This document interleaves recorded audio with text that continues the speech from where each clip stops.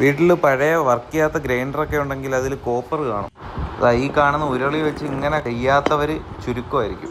കോപ്പറിൻ്റെ kilo rate വരുന്നത് ഏകദേശം 1000 മുതൽ 1200 1300 വരെയാണ്.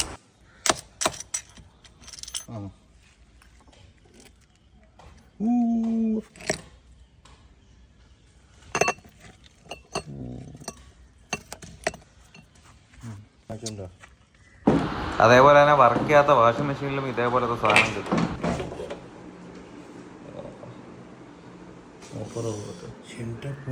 കോപ്പർ